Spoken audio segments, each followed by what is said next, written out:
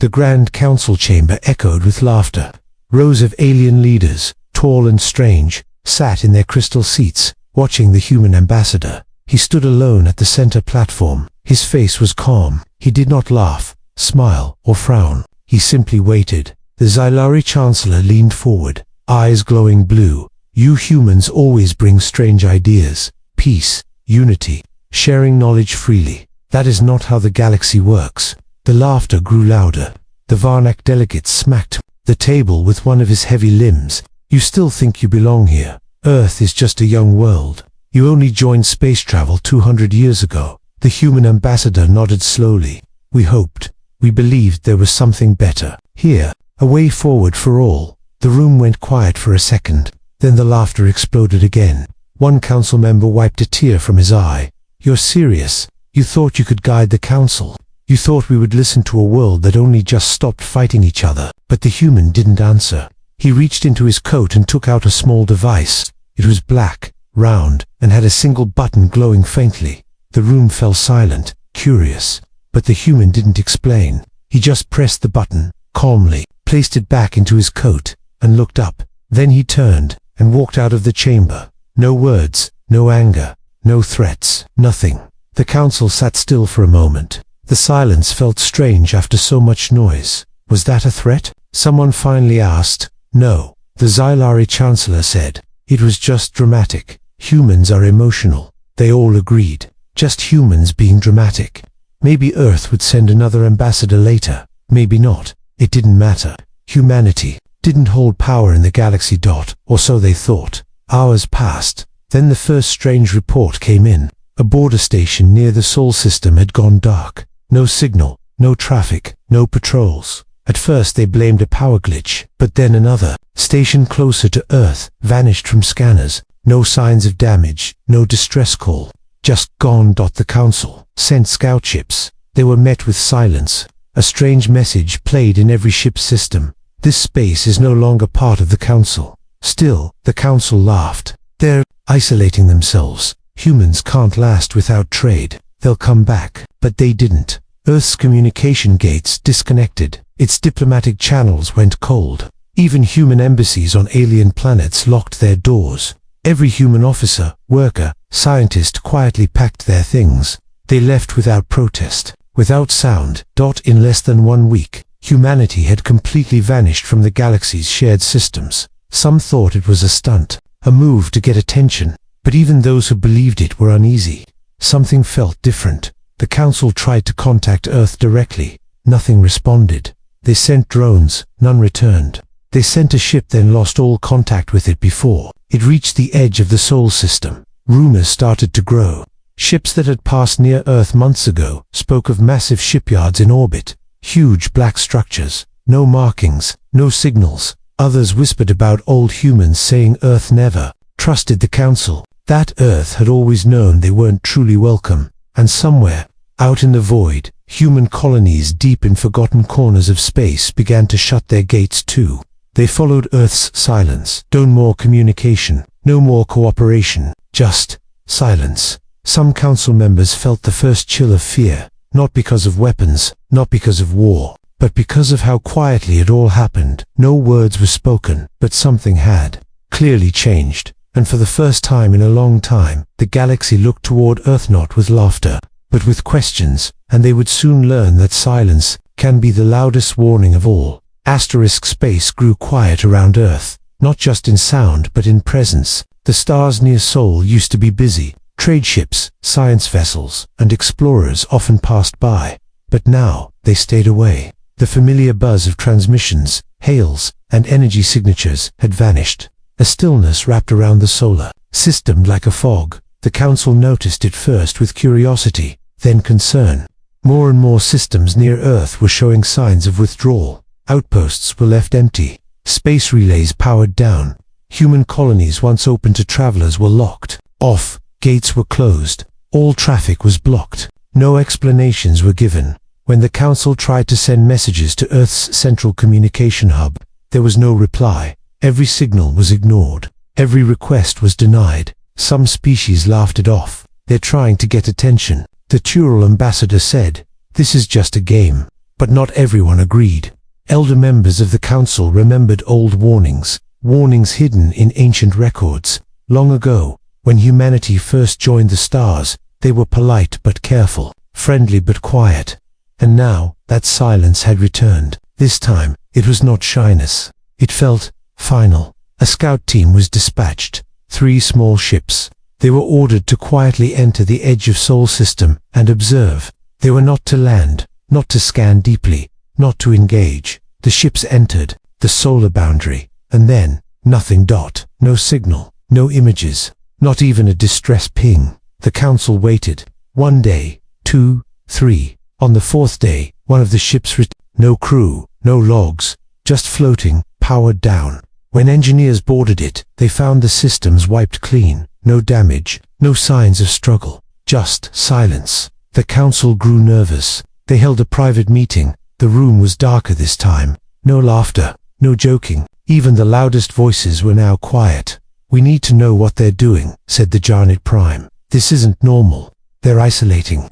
"That's all," someone replied, but an elder from the Zalari leaned forward. "Humans don't isolate to hide, they isolate to build." This thought hung in the air like smoke. Far away, a small mining world named Olin 3 sent a report. Its orbit was suddenly blocked by unknown satellites, black in color, silent. They just appeared, dozens of them positioned with exact precision. Not a word was spoken, not a demand made, but every scanner, every system on Olin 3 began to fail.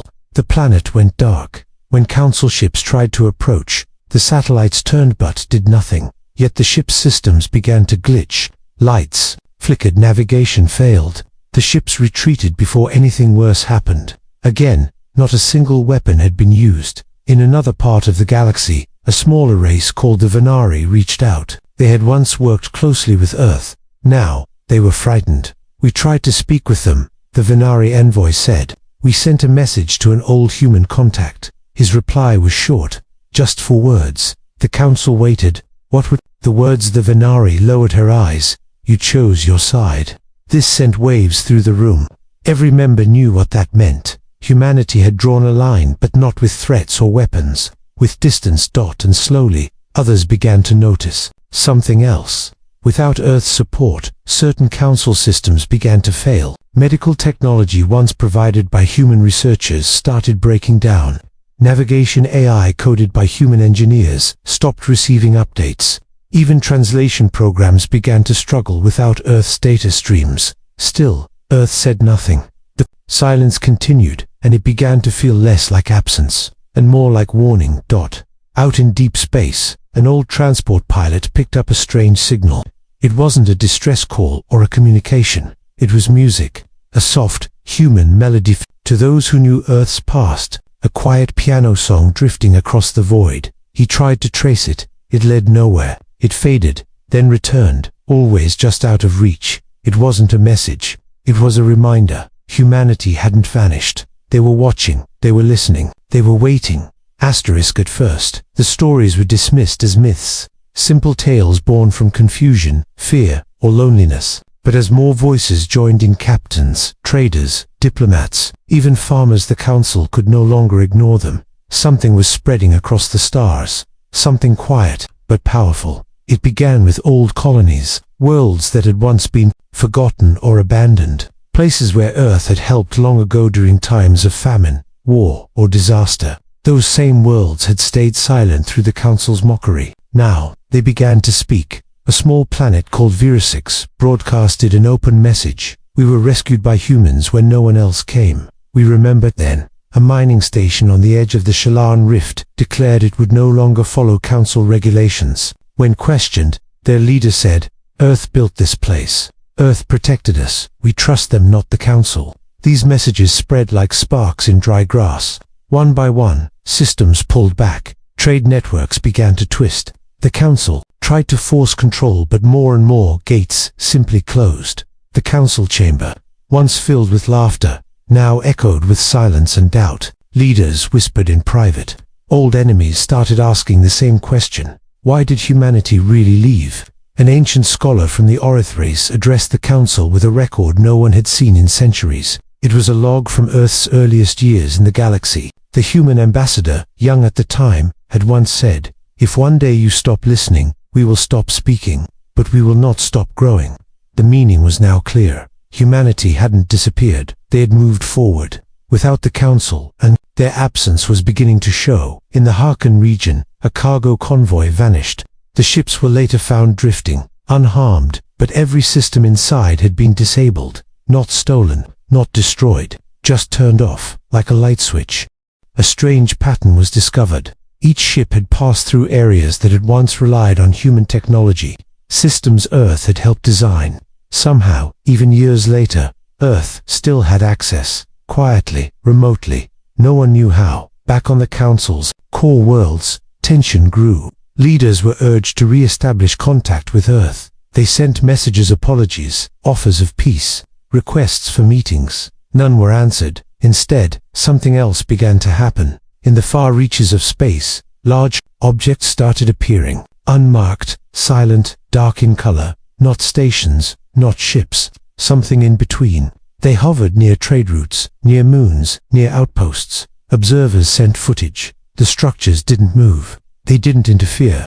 But every scan failed to get readings. Every probe sent near them shut down. They didn't attack. They just watched. Some believed they were human. Others weren't sure. But deep down, everyone felt the same thing. Humanity had not gone away. They had simply stopped talking, and their silence was growing louder. On a small agricultural moon, a young technician noticed something strange.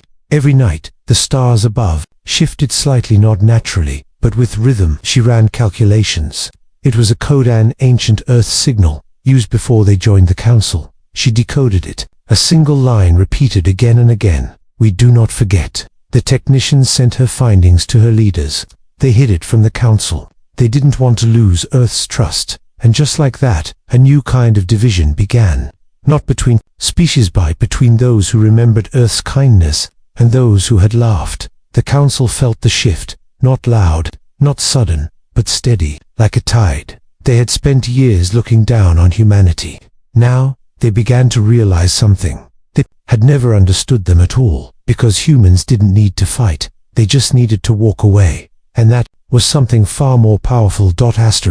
Far across the stars, the balance had started to change. Yet no war had broken out. No fleets had moved. No threats had been spoken. Still, something deep and unshakable had begun to shift. And for the first time in living memory, the Council wasn't in control. It began quietly, not in the Council halls, but in the distant border systems where whispers traveled faster than official broadcasts. Entire planets, once proud members of the Council, started to withdraw. Some stopped sending taxes, others stopped answering calls, but none of them declared rebellion. Instead, they simply stepped back. The change was slow but steady. Small systems stopped using Council-approved trade routes and started building their own networks, ones no longer monitored by the central authorities. At first, it seemed random. Then, a pattern appeared. All of them were systems once held by Earth.Council. Investigators tried to understand, why now? Why were so many turning away? The answer came not through official channels, but from an old mechanic on the moon of Dravos. When asked why his people stopped following Council orders, he simply said, "Because Earth did more by listening than the Council ever did by ruling." Words spread like fire. Across hundreds of sectors, people remembered the small things. Medical tech gifted by human doctors, food shipments sent during famines, communication relays repaired by human engineers. Earth had never asked for anything in return. Now that Earth was gone, those quiet kindnesses were being missed badly. The Council sent diplomatic ships to calm things down, but they were greeted coldly. A trade station near the Vesper line refused to allow the Council envoy to dock. When asked why, the station commander said, "You never cared until you felt power slipping. That's not leadership, that's fear." One of the most powerful races in the Council, the Dryakar, called for an emergency meeting. Their influence was at risk, and they wanted answers. The chamber was tense. Fewer members attended than usual. Some seats were empty, not because of scheduling conflicts, but because some species had stopped showing up entirely. "We must act now," the Dryakar ambassador said. "Earth has turned our allies against us. Their silence is a weapon." But others disagreed. Perhaps their silence is a message. said a soft-spoken diplomat from the Vereen. Perhaps they just moved on without us. No one liked that idea. The council had always seen itself as the center of all things. The thought that a member species could leave and take others with them was something no one had ever prepared for. Meanwhile, outside council space, strange sightings increased. Unmarked vessels, silent structures, new satellite networks in areas previously unclaimed. Every time a council ship tried to investigate, their systems glitched, sensors failed, or their signals were blocked. No damage, no confrontation, just subtle resistance. One patrol ship, after trying to scan a black satellite, returned with a message burned into its core system. It wasn't a virus. It was a sentence. You chose to laugh. We chose to leave. That same message began appearing in strange places on abandoned council terminals, in old data archives, even once in the background of a council broadcast. No one knew how it was placed. No one could trace it, but everyone knew what it meant. Earth had not disappeared. They had simply become untouchable. The fear wasn't about attack. It was about irrelevance. The council's power didn't rely on weapons. It relied on respect, on being needed. And now, across the galaxy, people had started realizing they didn't need the council. They needed something else, something they once had with Earth and had thrown away with a laugh. In secret meetings, some minor worlds began reaching out not to the council, but to old human contacts, not with demands, but with quiet requests, not for protection, but for reconnection. Earth still didn't reply, not officially, but sometimes a system would suddenly stabilize, a broken power grid would restore itself, a dangerous storm would stop just before impact, and always, somewhere nearby, a black object would be spotted just briefly, before fading into space again. No name, no signal, just presence, and presence was more than enough. The council had mocked Earth for being emotional, too idealistic, too slow. But now they began to understand something they had overlooked for centuries. Humanity never needed to control the galaxy. They only needed to be trusted by it. And now, as that trust shifted away from the council, the great halls felt colder. The jokes no longer came. And even the strongest leaders began to wonder what would happen if Earth never spoke to them again. There was no grand announcement, no glowing headline across the stars, but everyone, from the smallest trader to the highest-ranking diplomat, could feel it. The galaxy was changing. One by one, worlds were shifting away from the old order, and at the center of it all was absence, not power, not war, just the quiet, constant absence of humanity. The council tried to move forward as if nothing had changed. Meetings continued. Decisions were made, but something had broken, something no law or treaty could fix. Behind every vote, every speech, was a question no one wanted to ask aloud. What if Earth never returns? An emergency summit was called. Representatives from dozens of systems gathered on neutral ground. The topic was urgent: how to restore trust, how to regain influence. That as voices clashed and fingers pointed, one delegate stood up. She was from a peaceful system near the old Earth trade routes. Her voice was calm but firm. You want to fix the problem, she said, but you don't understand what the problem is. Everyone turned. You think Earth left because it was weak, because we laughed at them, but Earth didn't leave out of pride. They left because we stopped listening. And now, they've shown us what it looks like when the galaxy listens to them instead. The room fell into silence. That same day, the signal logs of 3 major council sectors picked up something strange. Across completely separate star systems, at the same moment, space traffic froze. Civilian ships shut down mid-flight. Military satellites lost contact. Energy grids dimmed only for a second. Then everything came back, but each location recorded the same anomaly, a short-coded pulse with no origin, a code linked directly to Earth's earlier space tech, modified, evolved, unbreakable. It was not a threat, it was a reminder. Council scientists scrambled to analyze it. Politicians denied it ever happened, but pilots and station workers knew better. They had felt it in their systems. Something had touched every corner of the network and then let go, like a silent whisper.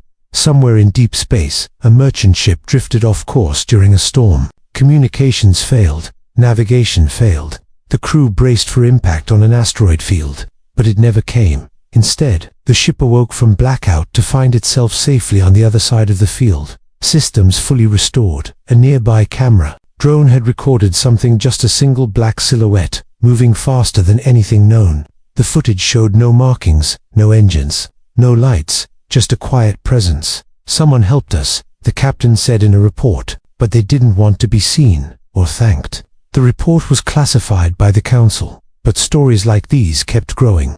Rescues that made no sense, data suddenly fixed, satellites stabilized with no crew, and always no one to take credit. Then came the real shift. Entire alliances began dissolving, not because of conflict, but because of hesitation. Planets that once depended on the council began creating their own links, not through power but through trust, quiet diplomacy, shared survival, and in each new circle of cooperation, someone always mentioned Earth. "We used to call them reckless," said one planetary governor. "Now we realize they were preparing for something we refused to see." A respected historian gave a private lecture on an old Earth term, soft power. The idea that influence didn't come from control, but from presence, from respect freely given. The council had once believed Earth had no power. Now it realized Earth had built something deeper, slower, more patient, and it was working. One council leader, frustrated, said, "We were the center of the galaxy. We gave the orders, but the response came from a quiet advisor." "No," he said, "we were just the loudest. Earth didn't take power from us, we gave it away." As days passed, it became clear, humanity had not disappeared. They had become the mirror the galaxy couldn't look away from. Every act of silence from Earth said more than words ever could. Every unanswered message carried more weight than a threat. Every world that turned toward them did so not from fear, but from memory, because Earth had always offered help without asking for thanks. Now the stars remembered, and the council remembered too, but maybe too late. It was the quietest moment in galactic history. No alarms rang, no fleets launched, yet across thousands of systems, something subtle yet powerful had arrived. It wasn't an army, it wasn't a declaration, it was understanding. For the first time the council truly saw what had happened, not all at once, not loudly, but like dawn rising after a long night. Piece by piece, worlds once loyal to the council now followed a different rhythm. Communications flowed through quiet, unregistered channels. Emergency requests no longer went to council centers, but were sent directly into dark space, toward no known address, and yet they were answered. A planet struggling with atmospheric collapse received weather correction, drones huddled, unmarked, and more advanced than anything the council had ever approved. A space station trapped by a failing orbit found its systems corrected overnight. The logs were blank. The engineers had no idea how it was fixed. They only found a message buried in the code. We still remember who asked. At council headquarters, leaders gathered once again. This time, no one shouted.